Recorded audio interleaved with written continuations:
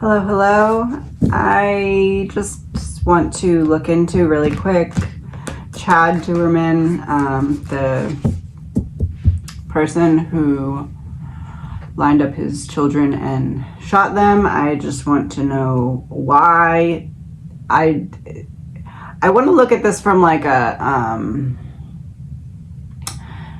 why from his own standpoint. Like, I don't know, like if his brain could explain to us why this happened, what would the explanation be? I guess that's kind of how I'm looking at it. It was gonna be pretty short because I don't really have any other questions other than that. It's like a need to know type of thing, and it's not even, it's like I need to know what cards would come out to explain it, because I just can't wrap my head around it, if that makes sense. And then we're gonna actually whip out the serial killer cards today, because I just want to know who he would be compared to, I guess, or what would be like similar. This is an energy reading. It is all alleged, my opinion, not fact. My opinion. 1 second. Okay, so we're going to do 2 rows of 4. Ace of Cups reversed and the World. Kind of, that is describing what he looked like in court, like just blank, dead stare, empty, not much going on in there. It's giving me the image of like my emotional car has a dead battery and I don't have any cables to jump it, so it's just dead, like kind of thing. 4 of Cups reversed. I didn't see any other option. This was the only option that I saw. I realized that it's almost like I realized there's no way to be happy. I realized there's no way to be happy, but I can't continue as is. Like, I need any other option but this one. Temperance.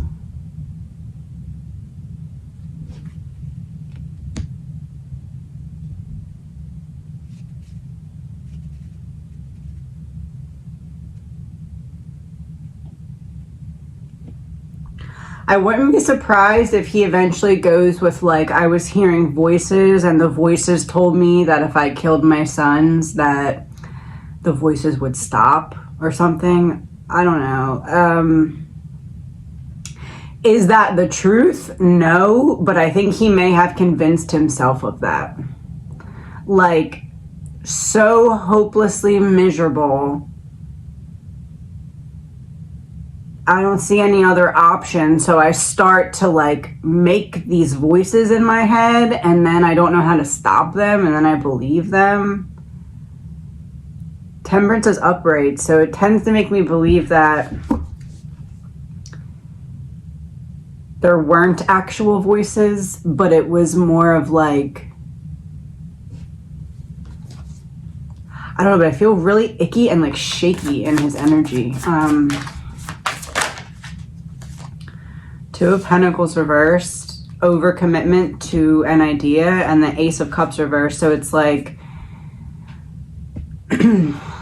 it's like this is an idea that one day crossed his mind and he just could never let it go after that. It was like, I have this idea one time, or not so much I have the idea, because he's not stupid in a way that he didn't know that this was an option, but it's like, which, I mean, it's not an option, but like, how do I explain this? Once he let himself go there into entertaining it as a possible option for him, it's like once he crossed that line once, every time he had a hard moment, it was like, okay, I'm just gonna do that. Okay, I'm just gonna do that. Okay, I'm just gonna do that.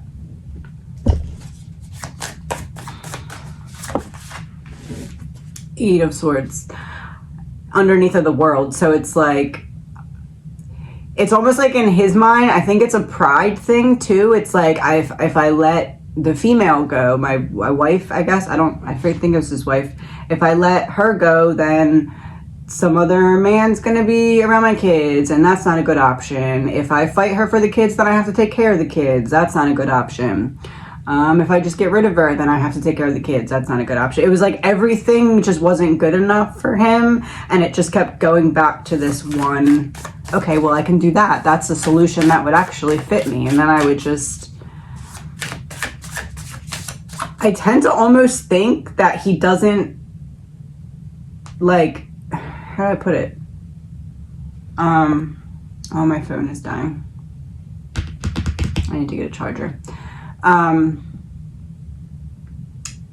Doesn't necessarily hate the idea of jail. Like, it's almost like he was at such a low where he was like, oh, well, if I was in jail, I would get fed every day. I would hang out with a bunch of guys. We would just kind of like, I'd have a routine. Like, it's almost like in his mind, it wasn't the worst option. I don't know. It's really icky and weird. Let me go get a phone charger. 1 second. As I was just walking to get my phone charger, I was like sorting that out in my mind.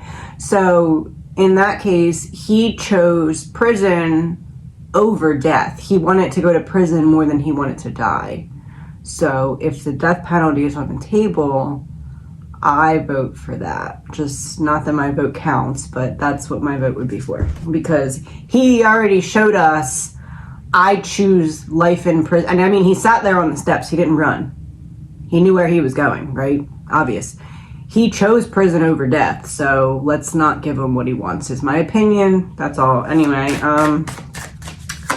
next card, underneath the 4 of Cups. 9 of Swords reversed. It's like,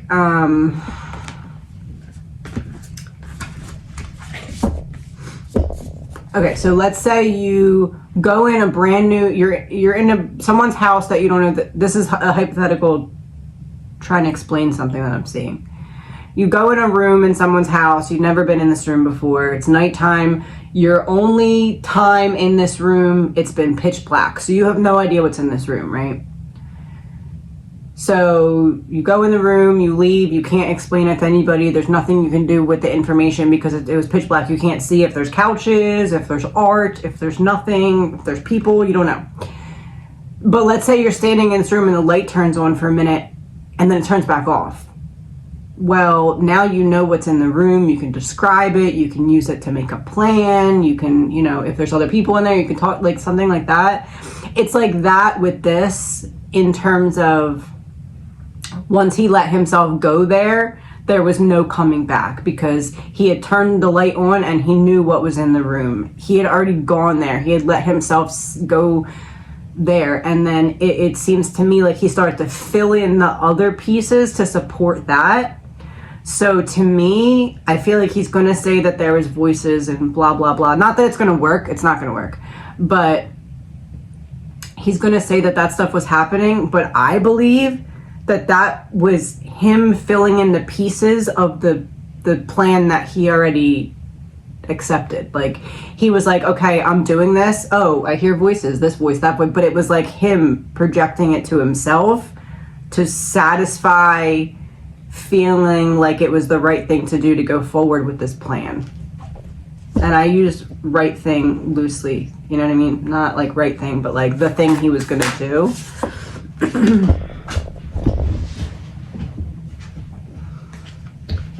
Seven of Swords reversed. I knew I was going to get caught. I knew I was going to get caught. I'm empty. I'm cold. I have nothing left. I'm going into this knowing I'm going to do this and then I'm going to go to prison. I know I'm going to get caught. I'm not going to try and run away. Obviously, he didn't run away, but like it was never in the plan to run away. That wasn't like a last minute, oh, maybe I'll stay. He never planned to run. He chose prison. Because he was probably too scared to kill himself because he is a coward.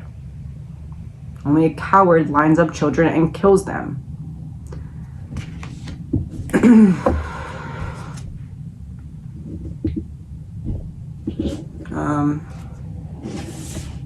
Actually, I don't think we need any more details. That's it. So essentially, I believe that any voices that he hears or anything like that was basically him projecting that to himself. Whether or not he was convincing himself enough to believe that it was actually happening, I don't know. But like, that was all because he had already decided he was going to do this and was like, I need to make myself crazy enough to do it.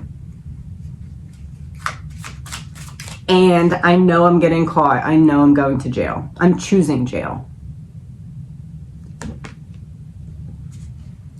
I'm just gonna pull one serial killer card. Who is he most like mentally, I guess?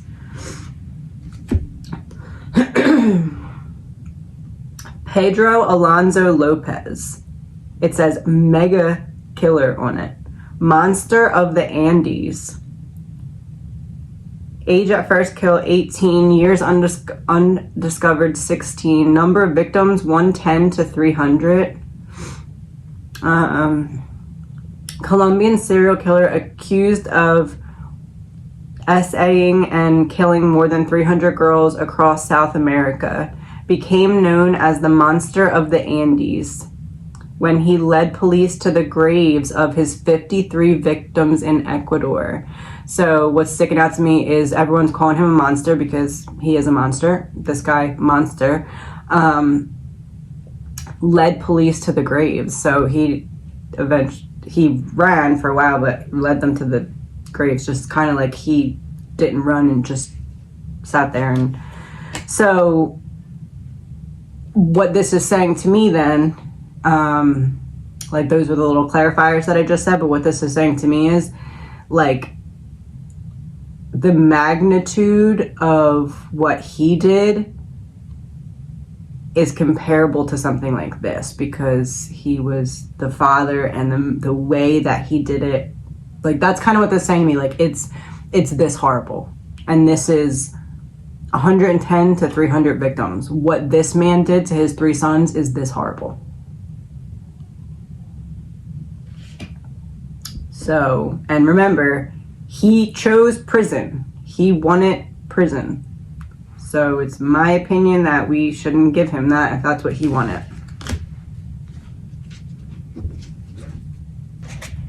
All right, I was gonna leave it at that, but I have to know a little bit more. Just like an energetic description of his darkness, like to describe his shadow, I guess.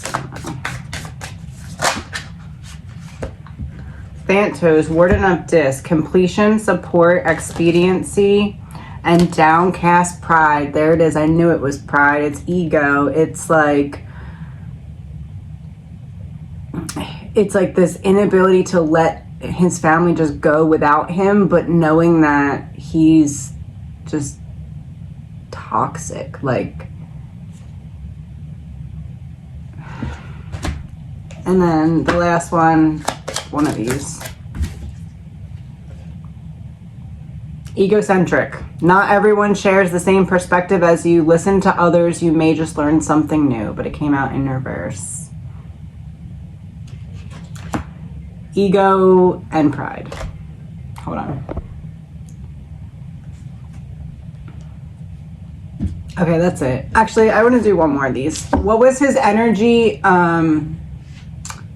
What was his like final trigger that made him do it now? I mean, I think he was going to do it eventually no matter what, but what made him do it right now as opposed to later?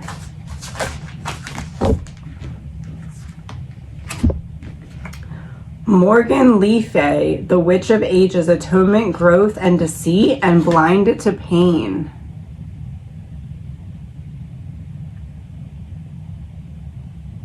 It's like he was mad that his partner was not able to see how he couldn't handle it anymore.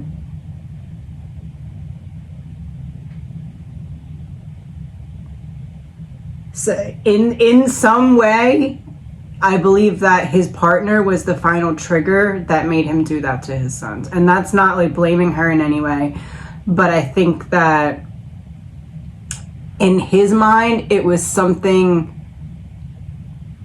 directed at her or directed from her or something. Blinded to Pain makes me feel like he felt like she wasn't seeing him struggle in the way that he wanted her to, but I also don't think he was like showing, I don't think that he was showing it, but expected her to pick up on what he was hiding. I don't know. This to me is my partner's not seeing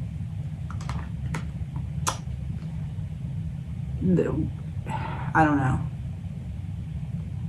I'm having trouble finding words because there's literally nothing that would come even to like open the door for what happened to happen. So it's like, it doesn't matter, but I'm just curious to know. But to me, pride and ego,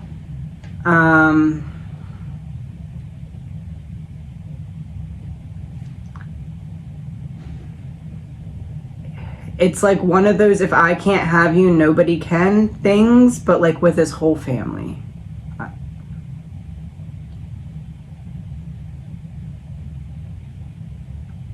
Yeah,